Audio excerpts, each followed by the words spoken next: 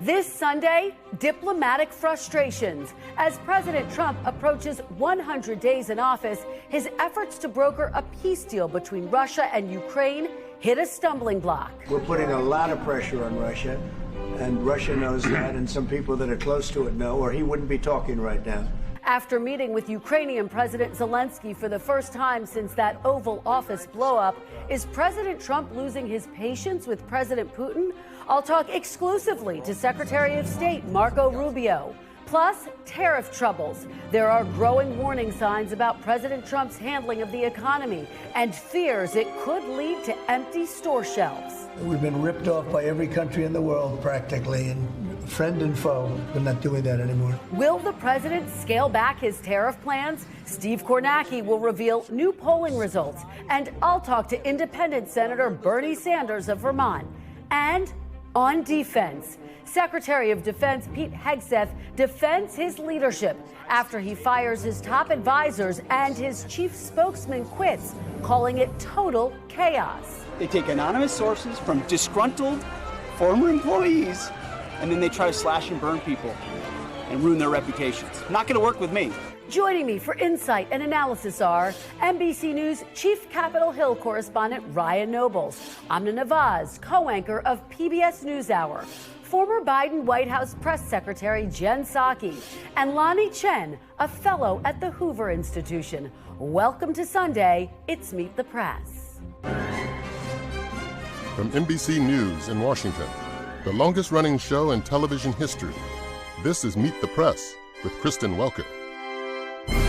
Good Sunday morning. As President Trump nears the 100-day mark of his presidency, the world is watching the president's escalating trade war, his mass deportation plans, and his diplomatic moves. In his efforts to broker a ceasefire with Russia and Ukraine, President Trump has been unable to secure a deal he promised he could accomplish on day one. White House envoy Steve Witkoff met with President Putin for 3 hours on Friday. The meeting came after President Trump called on Russia to stop missile strikes on Ukraine and made a rare personal rebuke of Putin, saying, "Vladimir, stop." But there is growing pressure on Ukraine to accept a deal allowing land taken by Russia to remain in Russian control.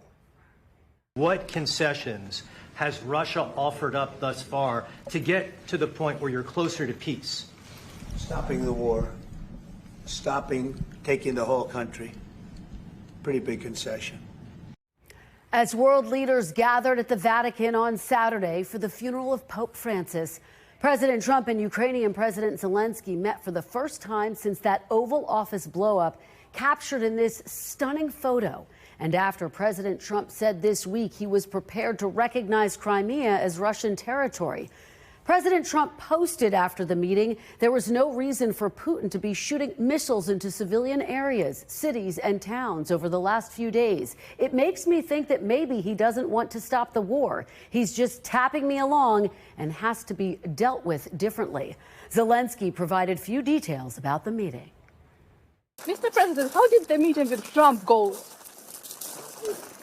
That's really well productive meeting. I don't want to go to a lot of details if it's possible, because the questions, very sensitive questions on, of course, totally it's about how to bring peace closer and how was resultative, positive Paris and London. And we want to continue such meetings to bring peace to Ukraine. And joining me now is Secretary of State Marco Rubio. Secretary Rubio, welcome back to Meet the Press. Good morning. Thanks.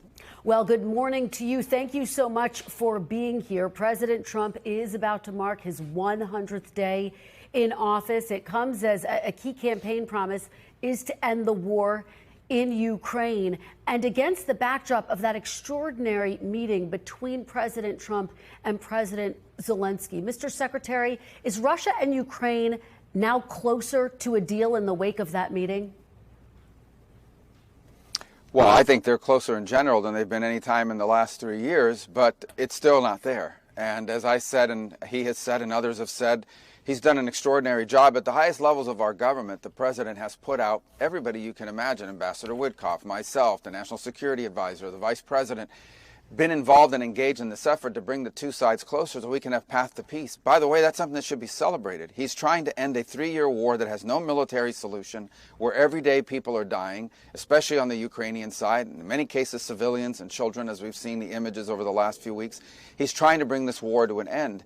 And we've made real progress. But those last couple steps of this journey were always going to be the hardest ones, and it needs to happen soon. We cannot continue, as I said, to dedicate time and resources to this effort if it's not going to come to fruition. So the last week has really been about figuring out how close are these sides really, and are they close enough that this merits a continued investment of our time as a mediator in this regard. What is the timeline? Are you talking weeks or months? How long are you willing to give them to reach a peace agreement? Well, I always think it's silly to set a specific date or whatever, but I can just tell you that almost 100 days into this presidency, the president has dedicated a tremendous amount of time and energy to this. And we think we brought the sides closer than they've been in a very long time, but we're not there yet, and it needs to start happening. We need to start, I think this is going to be a very critical week.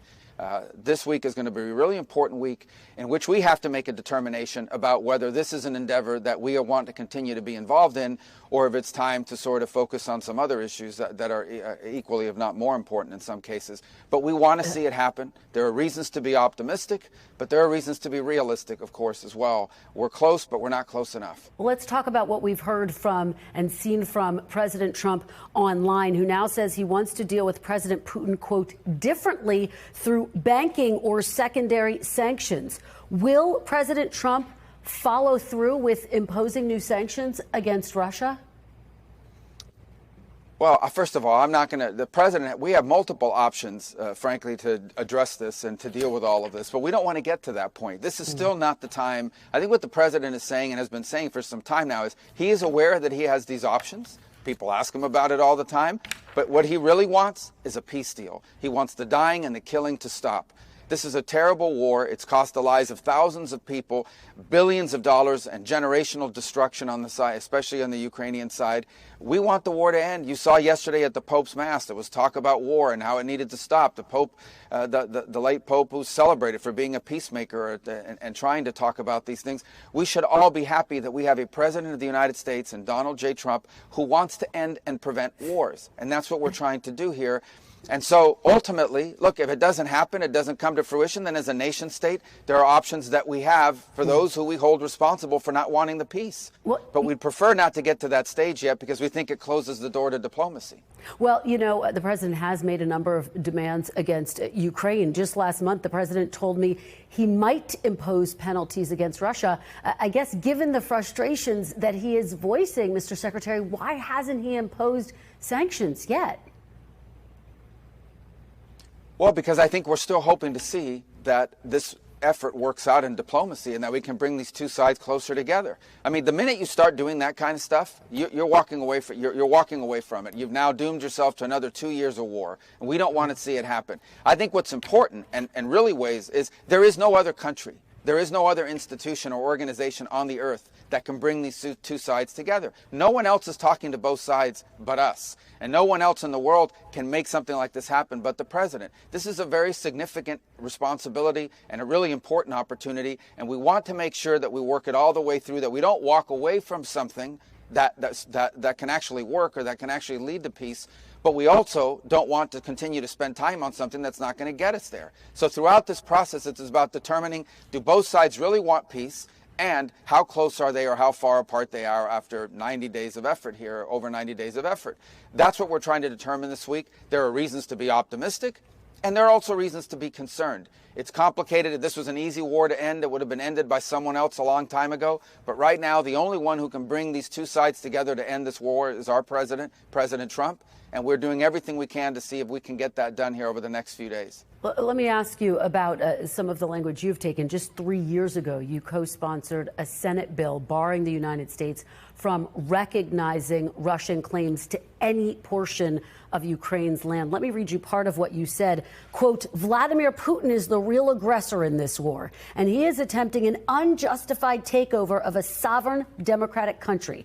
The United States cannot recognize Putin's claims, or we risk establishing a dangerous precedent for other authoritarian regimes like the Chinese Communist Party to imitate. What message does it send to China and other adversaries if the United States allows Russia to keep the land it's illegally claimed?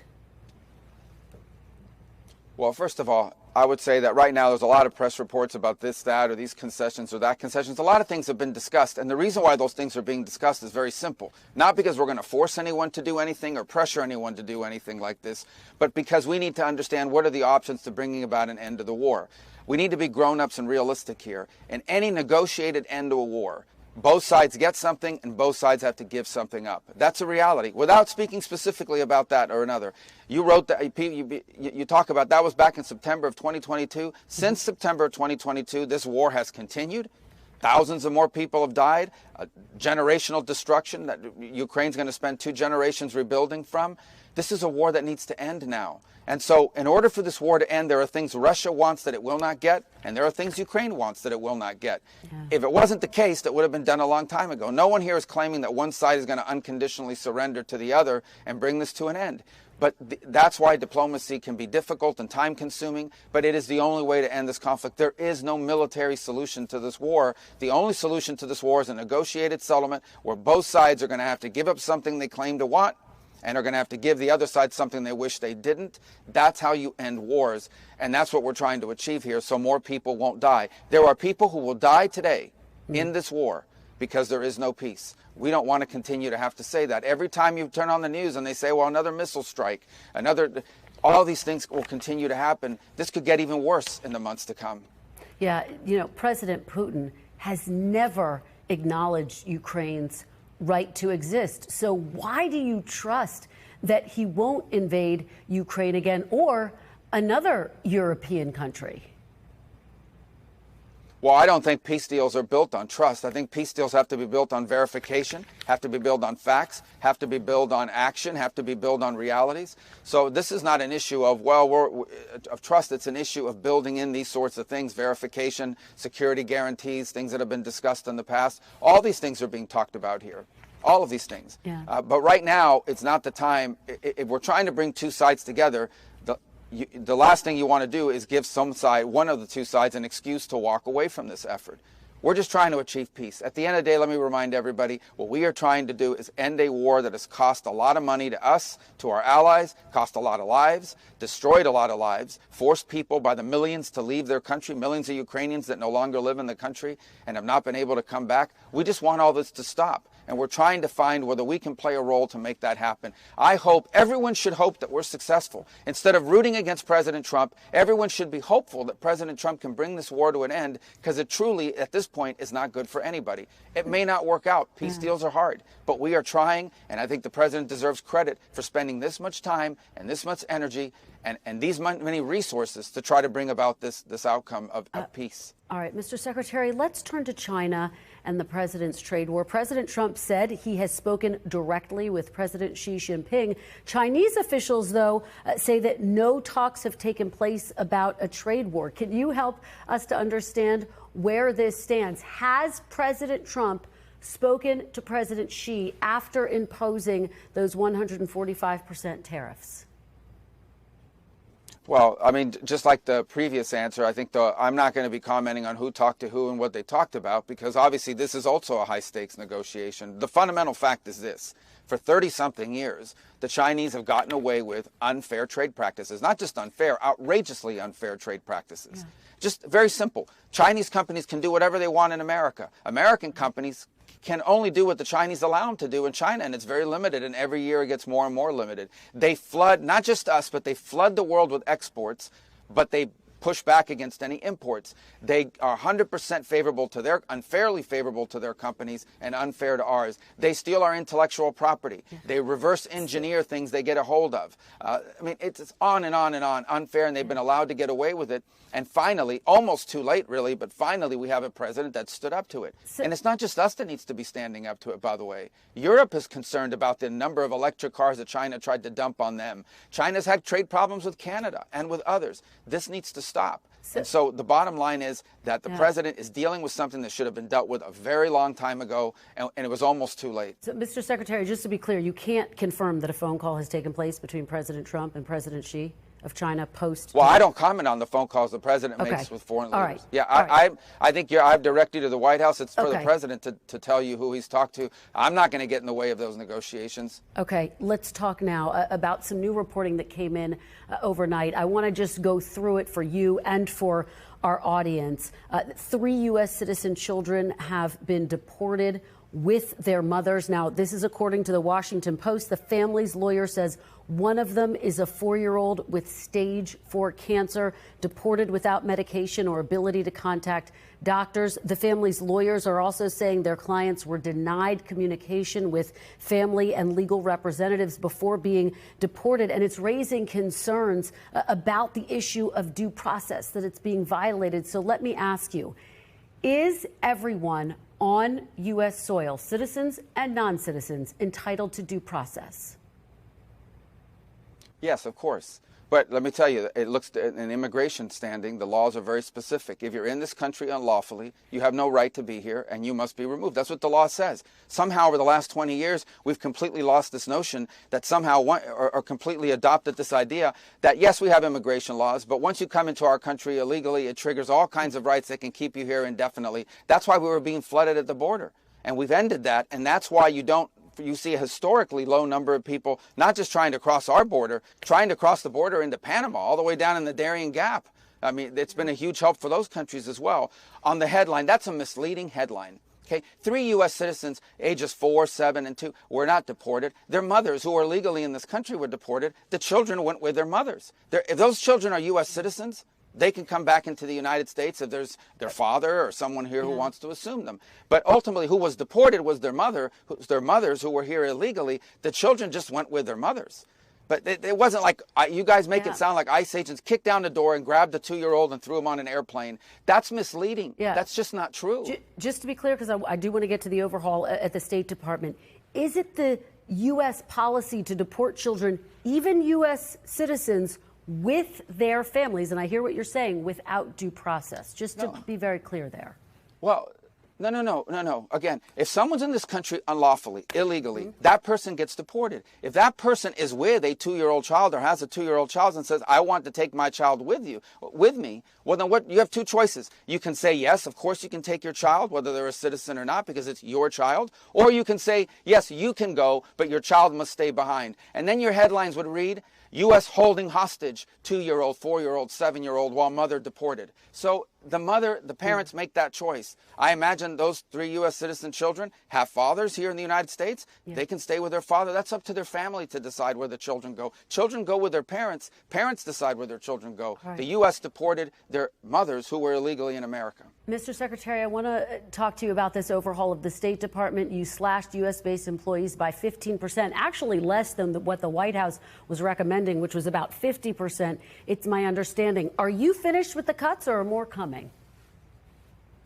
We haven't slashed anything yet. What we did is reorganize the agencies, because we have the world, the globe, the planet is the exact same size that it was 20 years ago. But the State Department is somehow almost, double the size. So the world hasn't gotten any bigger, but somehow the State Department continues to grow. But this is not just about saving money. It's primarily about making sure that every bureau and every office in the State Department has a purpose and it's fulfilling them and they work together. What this really is about is empowering what's called the regional bureaus and our embassies. We want to return more power and more influence and more responsibility to our embassies and to the regional bureaus that oversee those embassies. That's what this reorganization is about. The 15% you're referring to is, after we've reorganized, we're going to ask the bureau heads and the assistant secretaries, many of whom are career Foreign Service officers, to look at their bureaus and their operations and suggest to us 15% reductions. Suggest to us 15% reductions. Then we'll look at that. That's not an unreasonable number. But this is a reorganization that should have been done 10, 15 years ago. Multiple secretaries of state from both appointed by presidents, both Democrat and Republican, would have loved to have done it. I just happen to be fortunate to work for a president that allowed us to do it, that actually asked us to do it. And I'm excited about it. I think it's going to make the State Department more nimble, more effective, and it's going to empower our very talented diplomats to finally be able to do their jobs in ways they've been held back from doing in the past because of bureaucracy and redundancy within the State Department. Mr. Secretary, very quickly, because we're out of time already, but Canadians, as you know, head to the polls tomorrow for their parliamentary elections. Have you taken any steps to carry out President Trump's plans? He says he wants to annex Canada. Any what, I'm sorry? Any plans to carry out I what missed the he last part of says? your question. Absolutely, I'll repeat it. Have you taken any steps to carry out President Trump's plans, as he has said he would like to annex Canada? Have you taken any steps in that direction? No, I think what the president has said, and he has said this repeatedly, is he was told by the previous prime minister that Canada could not survive without unfair trade with the United States. At which point he asked, well, if you can't survive as a nation without treating us unfairly in trade, then you should become a state. That's what he said. They'll have their elections this week. They're going to have a new leader, and we'll deal with the new leadership of Canada. There are many things we work with cooperatively on Canada on, but we actually don't like the way they've treated us when it comes to trade. And the president has made that point when he responded to the previous prime minister in regards to this. So does the U.S. still want to make Canada the 51st state? I think the president has stated repeatedly he thinks Canada would be better off as a state. And he has said that based on what he was told by the previous prime minister, who said Canada can't survive unless it treats the U.S. unfairly in trade. All right. Okay. Secretary of State Marco Rubio, thank you so much. We covered a lot of ground today. Really appreciate your joining us. Thank you. And when we come back, Senator Bernie Sanders joins me next.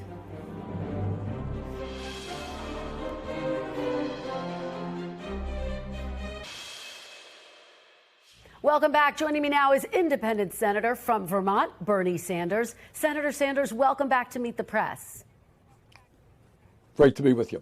It's great to have you here. Let's start off by talking about Russia and Ukraine. You just heard my conversation with Secretary Rubio. President Trump signaling he could be looking at the possibility of imposing new sanctions against Russia. Do you think that President Trump should impose new sanctions against Russia? Well, I think what Trump has done over the last number of months has been an absolute disaster and bit of real assistance to Putin and his horrible war against the people of Ukraine. When you announce to the world that it was Ukraine that started the war, when you insult Zelenskyy, who comes into the Oval Office, what you are telling Putin is, hey, we are on your side. For the first time in the 250-year history of the United States of America, we have a president who sides with a dictatorship, and that is outrageous. So I hope very much that in the coming weeks and months, we can reach some kind of a settlement, that Ukraine, of course, who have suffered so much in fighting Russia and defending democracy, is at the table. You cannot make a decision without the Ukrainian people abiding by that and being part of that process. Okay, just to be very clear, though, do you think now is the time for sanctions, just quickly before we move on to tariffs? I think we have got to do everything that we can to work with the rest of the world and tell Putin he cannot run over an independent country. Okay, so not taking sanctions off the table. I do want to talk about tariffs now in the trade war. President Trump says he is taking an aggressive approach on the trade war because he says he wants to bring manufacturing back. He says he wants to bring jobs back for American workers. Senator, do you support temporary economic pain if it does mean bringing back manufacturing and leveling the playing field, as President Trump has argued? Look, Kristen, you're talking to somebody who helped lead the effort against NAFTA, against PNTR with China. Because I understood back then that these were trade agreements written by corporate America so they could shut down thousands of plants in this country, lay off millions of workers, and move to low-wage countries where people were paid starvation wages. So if your question is, do I believe in selective tariffs, tariffs that make sense to protect American workers? I do. Do I support what Trump did, which is an arbitrary tariff on virtually every country on earth, which will raise prices substantially for ordinary Americans? No, I don't. So if you have selective tariffs, carefully thought out to protect American workers, yes, what Trump has done is, in my view, very, very wrong. All right, let's talk about what you have called your oligarchy tour. You and Congresswoman Alexandria Ocasio-Cortez have been crisscrossing the country, warning of an emerging oligarchy. Senator, you told the New York Times, I'm going to read this quote, one of the aspects of this tour is to try to rally people to get engaged in the political process and run as independents outside of the Democratic Party. As someone who twice ran in the Democratic presidential primary, are you trying to strengthen the Democratic Party? Or, Senator, are you trying to start a third party? Now, we're not trying to start a third party. What we're trying to do is strengthen American democracy, where faith in both the Democratic and Republican parties right now is extremely low.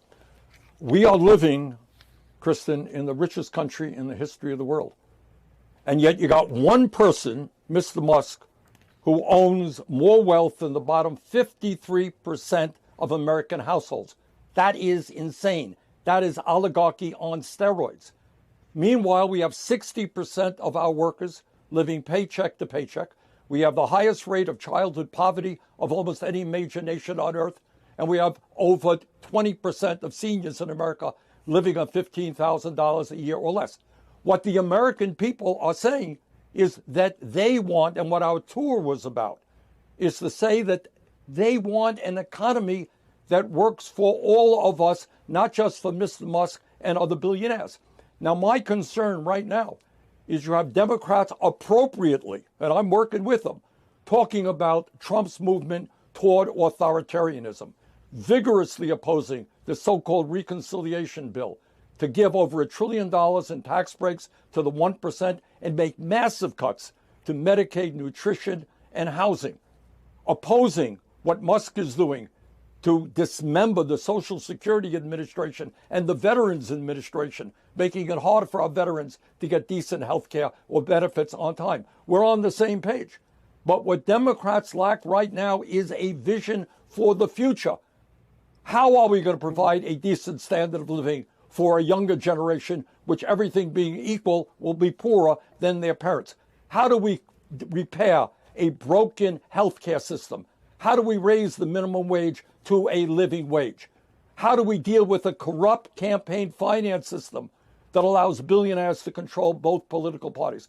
Those are some of the issues that need to be discussed. And we are going out around the country right now asking people, working people, run for office. You want to run as a Democrat? Great. You want to run as an independent? That's great. But you got to get involved in the political process, because right now the two-party system is failing the working class of this country. Let me ask you about something that your colleague, Senator Alyssa Slotkin, said. She said Democrats should stop using the term oligarchy because it's a phrase that doesn't resonate with all Americans. Are you missing a chance to speak to a wider audience, Senator? Well, geez, we had 36,000 people out in Los Angeles, 34,000 people in Colorado. We had 30,000 people in Folsom, California, which is kind of a rural area. I think the American people are not quite as dumb as Ms. Slotkin thinks they are. I think they understand very well when the top 1% owns more wealth than the bottom 90%. When big money interests are able to control both political parties, they are living in an oligarchy. And these are precisely the issues that have got to be talked about. Are you living in a democracy when Mr. Musk can spend $270 million to elect Trump and then becomes the most important person in government? Or AIPAC and other super PACs have enormous power over Democratic candidates? Those are issues that we have got to talk about. That is the reality of American society today. The very rich getting richer, working class people are struggling, 800,000 people sleeping out on the streets. If we don't address that issue, the American people will continue to turn their backs on democracy, because they're looking around them and they're saying, does anybody understand what I am going through? And unfortunately, right now, to a large degree, neither party does. All right, Senator Bernie Sanders, I have a lot more questions. We are unfortunately out of time. We'll have you back soon. Thank you so much for being here. We really appreciate it. Thank you. All right, when we come back, President Trump's sweeping agenda has disrupted Washington and the world as he approaches 100 days in office. The panel's next. Welcome back. The panel is here. Ryan Nobles, chief Capitol Hill correspondent for NBC News. Amna Nawaz, co-anchor of PBS NewsHour. Lanhee Chen, fellow at the Hoover Institution. And former White House press secretary Jen Psaki, host of Inside with Jen Psaki. Thanks to all of you for being here. Amna, I'm going to start with you. So we have this extraordinary meeting between President Trump and President Zelenskyy. You heard Secretary Rubio weigh in on the state of the talks, effectively saying, look, we're closer than we have been, but we're not there yet. What are your sources telling you about where things stand? I'll also point out there's a lot of inconsistency to the messaging right now because that's not what we've heard from the president in the last couple of days. And it is absolutely an admirable goal to say we want to end this war. I've been on the ground reporting on that war. Nobody wants that killing to continue. Say what you will about the Biden plan. At least there was clarity and a core mission behind it. It was defend Ukraine against Russian aggression. I don't know what that core value is driving the Trump agenda here other than end the war. We went from ending the war on day one to I'm not sure a deal is even possible 100 days in. Within 48 hours after the Witkoff and Putin meeting, we were very close to a deal. After the meeting with Zelenskyy and Trump, I'm not sure a deal is possible. There's the threats of sanctions, but when global tariffs roll out, Russia is excluded from those tariffs and the chance to issue some of those sanctions. So Secretary Rubio is absolutely correct that only the U.S. can play that role in bringing the war to an end. But the threats to walk away are not a neutral threat. The European security guarantee is not enough to contain Putin. The day the U.S. walks away is a very good day for Putin. Yeah, and Ryan, Amna references the fact that President Trump said he would end that war on day one. In an interview with Time magazine, the president said, oh, that was an exaggeration. I mean, take us inside your conversations on Capitol Hill. How much pressure are they feeling? Because obviously the big debate is, well, can they continue to fund the war? Exactly, Chris. And like so many of these issues, Hill Republicans are following the president's lead, right? There was a period of time where there were a number of defense hawks on Capitol Hill in the Republican Party that were the strongest defenders of Ukraine, that were leading the push to get that funding. They have largely been sidelined here, and they're waiting to see how Donald Trump is responding to each stage of these negotiations and then trying to fashion something on the back end. Does it mean also trying to push for sanctions after Donald Trump has said that he's comfortable with it? But your point is so important, Kristen. There is no will right now on Capitol Hill to continue that funding stream to support Ukraine's security efforts. And there won't be unless Donald Trump comes out and says, we've got a deal and I need your help to fund that deal to continue that support. Because right now, many Hill Republicans are just not interested in going down that road. Yeah, and Lanhee Chen, it's so notable. Senator Sanders kind of made this point, which is that President Trump's broken with Republican orthodoxy in terms of how he handles Russia. Yes, he's been tough in terms of his language against them, but he has had incredibly tough language for President Zelenskyy, even at various points blaming Zelenskyy for starting the war, which is just not the case. Well, I think this is core to his strategy to negotiate this agreement, the notion that he wants to appear as though he is the arbiter between Putin and Zelenskyy in these conversations. Look, the situation that we're in now is really different than the situation we were in a few years ago. If you look at U.S. public opinion, to your point, Ryan, there isn't an appetite to continue this funding. And the prior strategy, the prior orientation was, look, we're going to kind of continue indefinitely, essentially, funding into what was appearing to be a little bit of a doom loop. And so I think the president is trying to reset expectations around how this conflict ends. He does bring a different strategy fundamentally. And I do think for some Republicans that's uncomfortable, given their prior positioning. But it's the reality of where we are right now that requires and demands, I think, a different approach. I just have to say, I think it might be generous to suggest this is part of a strategy. Given any chance he's been given over the last 10 years, President Trump has sided with Putin and Russia. That is where he has always leaned. Maybe this will result in the end of the war, but I think the challenge here for the United States and the kind of fundamental values of the United States they've had through Democratic and Republican presidents is the belief that Europe should be a strong strong continent where people have sovereign borders. And those are things that the United States has defended for many years. That's why the Europeans are so concerned, because the question you asked, which I think is the pivotal one, is why would you trust Putin? Because you come to an agreement here, whatever it may be, and then what's to stop him from a year from now going and invading Ukraine again or other European countries? That's the concern, which through Democratic and Republican presidents, they have defended that value and right for decades. And very quick whip around on this, guys. All of this comes against the backdrop of increased scrutiny against his defense secretary, Pete Hegseth. Just this week, it came out that he was sharing sensitive information with his wife, with his brother, in the wake of revelations about that signal chain. How much pressure, Jen, as someone who's been inside the White House, can that bring to bear on a president, on an administration? Well, I think the question is, does President Trump and the people around him care?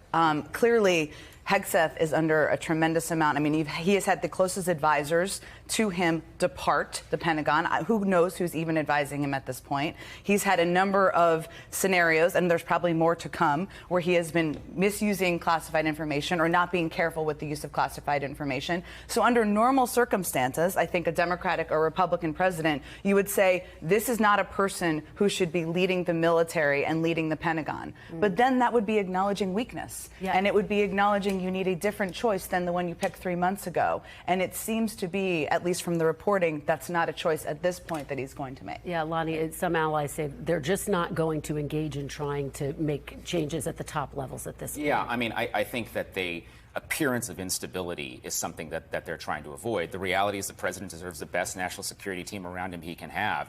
And there's a lot of strong players on the bench in the Republican Party who could step forward and assume that role potentially. And Hill Republicans have to be so frustrated by this, Kristen, because they really put their necks out for Pete Hegseth. Many of them did not want to make this vote, and it feels in many ways like they have egg on their face, and they'd like the opportunity to help him, and they're just not getting that right now. All right, everyone pause. We will be back. And when we come back, Steve Kornacki is here with new poll numbers and some warning signs for President Trump.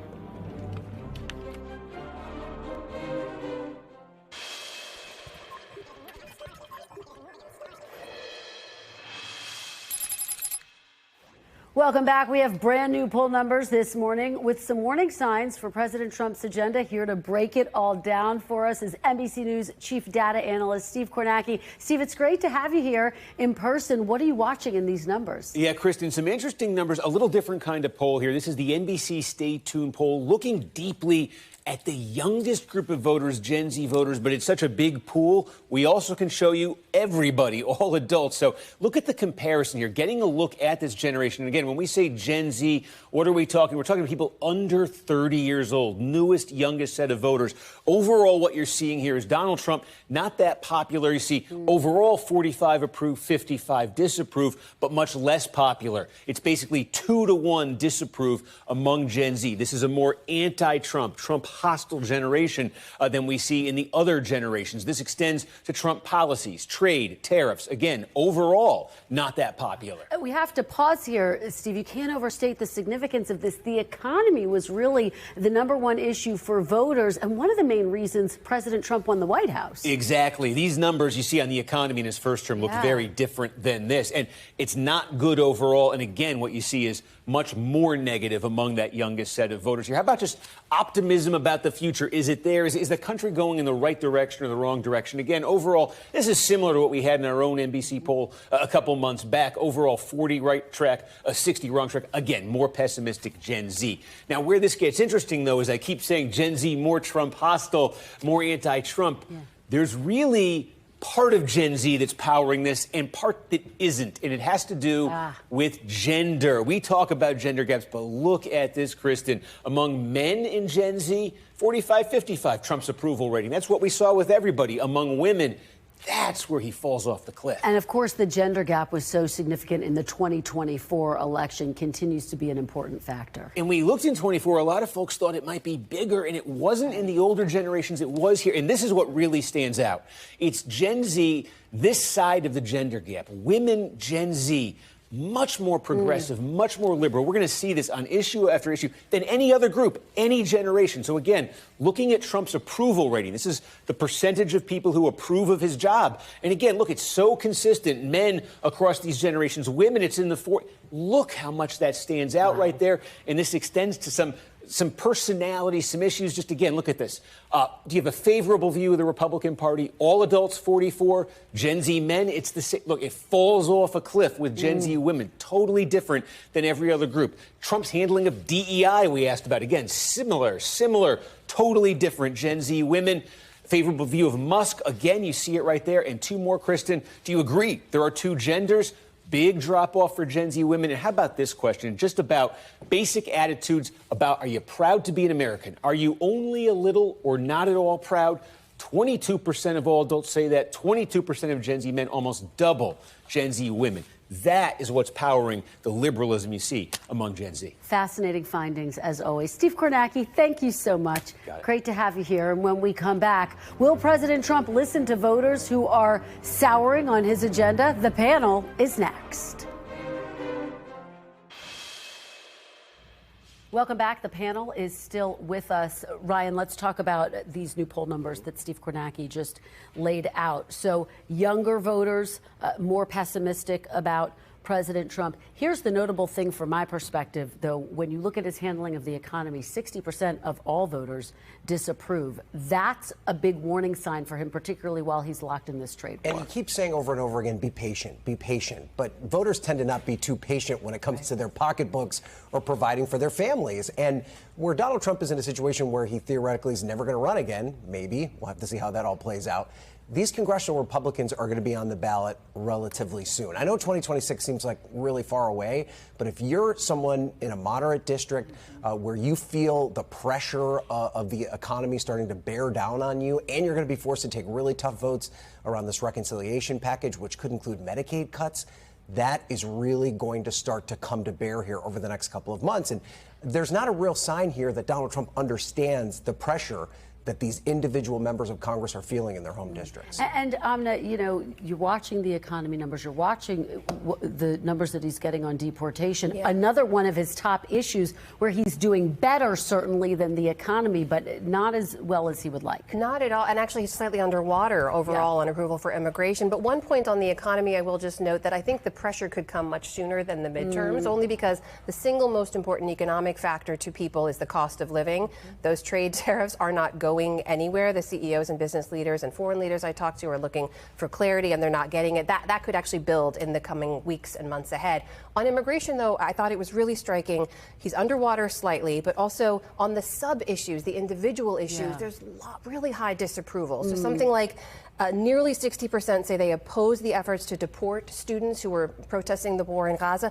Over 80% said that people who are here with visas and green cards should be given due process. That is not what we're seeing in the cases of Mahmoud Khalil, or Rumeysa Ozturk, Kilmar Abrego Garcia, or the children that you brought up. I think those individual stories, the more they're reported on, could resonate and could get the president to react. Lanhee, do you get the sense that the White House is reactive in watching these polls? Or is it the threat of what you have CEOs warning there could be empty store shelves on the horizon? Yeah, I don't think there's a particular concern around where the poll numbers are now. I think a lot of this reflects the fact that you have a well-defined president basically in his second term, and so these numbers, I think, are slightly more reflective of that. I do think that the question around the impact of tariffs, the impact of economic policy, we are going to see what happens over the next few months. I do think it's too early to tell what the economic impact will be. I think most people, when they think about tariffs, they don't necessarily have a great sense of how it's impacting them quite yet. Once we have a fuller sense of that, then we can look at the numbers and assess what changes in policy might be necessary. But for me, at least at this point, I do think that there still needs to be a certain amount of patience as we look at what the impact of these policies will be, what the poll numbers are, and then to your point, Amna, around prices. That's really how most people think about the state of the economy. But the longer the tariffs are in place, the more the cost of living is going to go up. So right now, people may not be feeling that, and they're only going to feel it more as time goes on. And we'll see how that impacts poll numbers. I'd also say on the poll numbers, the thing that's striking about them is that they've flipped a bit for Trump. On immigration, he has always, and this is something that a lot of Democrats, not all, but some missed in 2024 and even before that the majority of the country was for stronger border security measures. Now, the flip to make him underwater is interesting because it means some of these individual cases that Amna was referencing are resonating with people, and they're like, yeah, I want stronger border security, but that doesn't feel good to me with these human stories. And that's what's interesting about that number. Yeah, and Democrats are trying to figure out how to capitalize on this moment. Amna, that brings you to the oligarchy tour with Senator Sanders, Congresswoman Alexandria Ocasio-Cortez. He was very firm that, yes, this messaging is the right one right now to fill that void. But there is some debate over whether this is the right way to win over new voters. And of course, I asked him, are you trying to start a third party? He said, no, that's not the goal of these rallies. He did. There was some mixed messaging, though, at the end there, where he kind of flipped on that at the end. What's striking to me about the Democrats' approach right now, I will say, is they're starting to grab onto some of these immigration stories. You saw Senator Van Hollen go down, try to meet with Kilmar Abrego Garcia in El Salvador. Yeah. You're seeing more Democratic leaders go to meet with these detained people who have been in the headlines. And you're also on the oligarchy tour seeing this messaging around wealth inequality, the things that really resonate. Also, those rallies are becoming more of like a gathering place for people who were already upset with Republican policies and not sure where to put it. But the Democrats I'm talking to, the thing they're most nervous about is this kind of splintered effort amongst the people that are opposed to Donald Trump, right? The one thing that Donald Trump has always been able to do is coalesce at least 35% of the country that are always going to be behind him, no matter how bad his poll numbers look broadly. And what Democrats are worried about is if everyone's going off in these different directions, it's going to be difficult to unite everyone in a common effort to topple his policies and prevent his administration from doing things that they find harmful. You know, Jen, that was sort of part of the argument I think that Senator Slotkin was making. Is the oligarchy message a little bit, does it resonate with a large enough audience? Senator Sanders said, yes, it does. Come to our rallies. Look at how many people are there. Well, yeah, look, I think the issue that Senator Slotkin was raising was the word oligarchy and whether that is actually the word that should be projected on bumper stickers. I tend to agree with her that that maybe isn't the word. And here's why. Because, yes, there are people who are very tuned in, who watch you every week, who consume everything. And they, of course, it's not that people don't know what it is. It's just, is that speaking to people who are not consuming politics every single day and not consuming news, who are just raising their kids, trying to go to work, trying to make ends meet. And I think that's the point she's making. Actually, I think there's alignment in some ways. What I've seen in terms of a shift from the Democrats is really a move to emphasize the economy and economic messaging over the last 6 months. Yeah. That was not front and center in 2024. I think we all know. They're doing it in different ways. It's sort of the experimentation phase right now, I would say. But that's been a shift. And I think it's kind of where do they get to a clear, unified message over the next 6 to 8 months? Yeah, I mean, look, I think if they focus on immigration, it's still going to be a losing issue, notwithstanding where the numbers are right now. I think the big question will be when we get to next spring, when midterms really clarify, how are these swing district Democrats, swing district Republicans, what are they doing? What are they talking about? They have to animate on a message much sooner than that. I would submit to you, oligarchy is probably not the right word to be using, but they do need to focus around three things in my mind. One is leadership, two is the core of a message, and the third is a set of tactics to execute against that strategy. I don't know that I've seen any of that yet. Yeah, still debating what that strategy will look like. Thank you, guys. Fantastic conversation. That is all for today. Thank you for watching. We'll be back next week because if it's Sunday, it's Meet the Press.